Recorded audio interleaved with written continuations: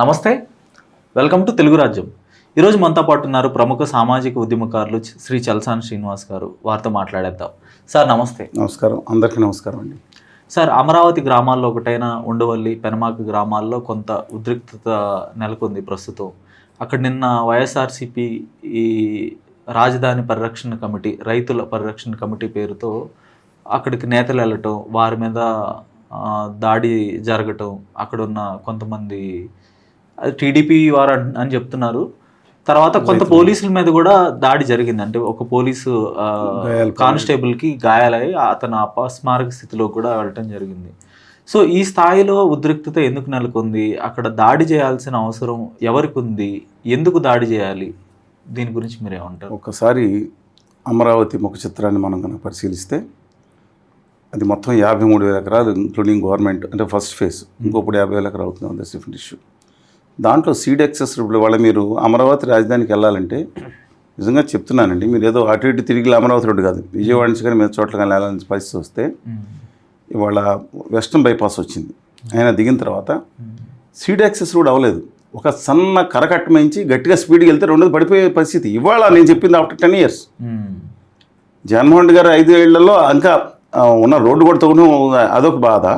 అసలు ఫస్ట్ ఏం చేయాలండి? ఎవరా మీరు ఒక రియల్ ఎస్టేట్ వెంచర్ వేశారు, బెదవాడను, విశాఖపట్నం, హైదరాబాద్ వేస్తే ఒక 20 ఎకరాలు వేసుకుంటే మీరు ఏం చేయాలి? అక్కడ ముందర దానికి రోడ్డు మీద దానికి కనెక్షన్ పెట్టుకుంటారు.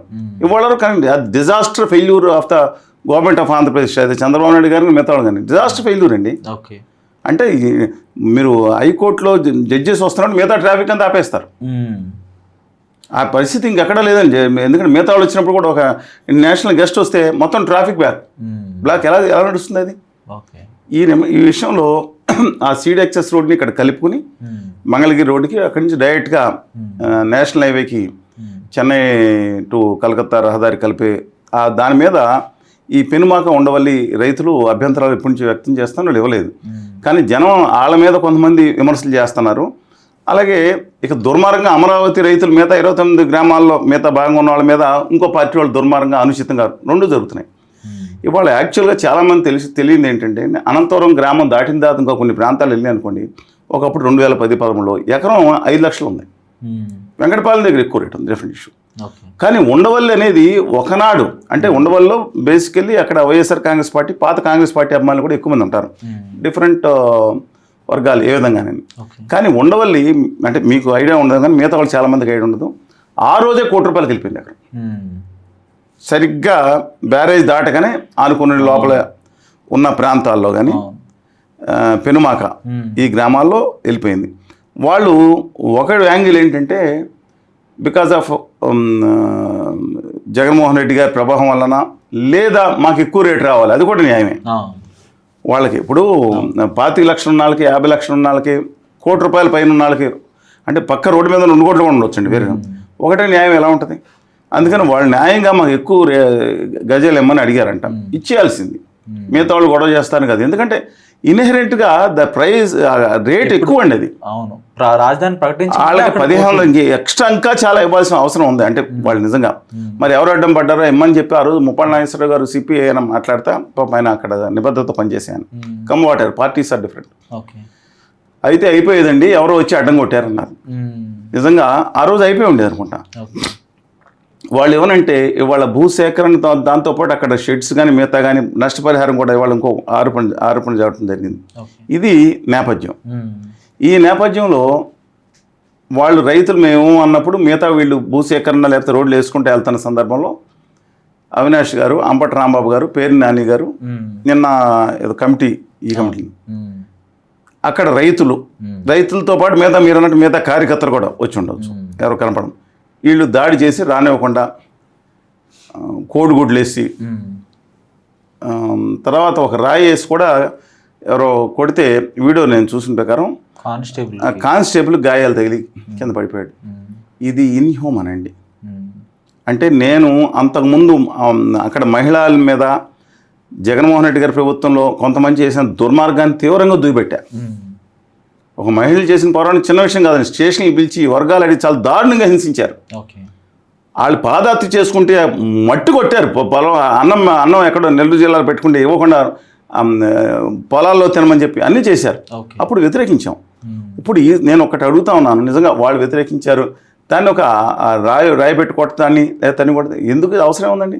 ఇఫ్ యూ నాట్ ఇంట్రెస్టెడ్, వాళ్ళు రైతులు నిజాయితీగా నిబద్ధతగా ఇచ్చారు, పొలం ఇచ్చారు, మిగతా వాళ్ళు ఒకవేళ ఇష్టపడినారంటే వచ్చి నిరసన తెలియజేయచ్చు, లేకపోతే ఇంట్లో తలిపేసుకోవచ్చు. మనం డెఫినెట్గా అలాంటి దాడుల్ని ఖండించాలి. ఈ కోడిగుడ్లు పెట్టి కొడతాను కూడా అబ్సల్యూట్గా తప్పు, అది మంచి పద్ధతి కాదు.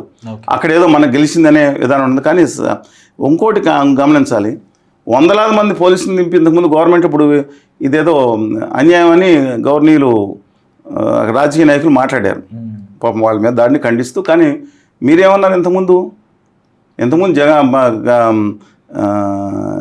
మాజీ ముఖ్యమంత్రి గారు ఇంటి మీద దాడి చేసినప్పుడు లేకపోతే ఇంకోటి చేసినప్పుడు ఏమన్నా భావ ప్రకటన చేయొచ్చు అన్నారు. నేను ఖండించవచ్చు, వాళ్ళు ఖండించే అర్హత ఉందా? టీడీపీ పార్టీ ఆఫీస్ మీద దాడి టీడీపీ పార్టీ ఆఫీస్ మీదనే కాక చంద్రబాబు నాయుడు గారి ఇంటిని కూడా నిలదీయడానికి వెళ్ళి గొడవ జరిగింది కండి, చాలా జరిగింది. లేదా అక్కడ రైతుల్ని ఎంత దారుణంగా దూషించారు. ఇంకో చోట కూడా పోలీసులు అండతోనేగా చేసింది కొంతమంది. అంటే పోలీసులను ఒకటి చెప్తాను, దమ్మున్న గట్టి ఉన్న వ్యవస్థ ఉంది, అద్భుతమైన ఎస్ఐలు కానీ ఐపీఎస్లు కానీ బ్రహ్మాండమైన నీతి నిజాయితీ నిబద్ధత 90% న్యాయం చేయడానికి వచ్చిన వాళ్ళు వ్యవస్థ వాళ్ళు కొంతమంది పాడే ఉండొచ్చు.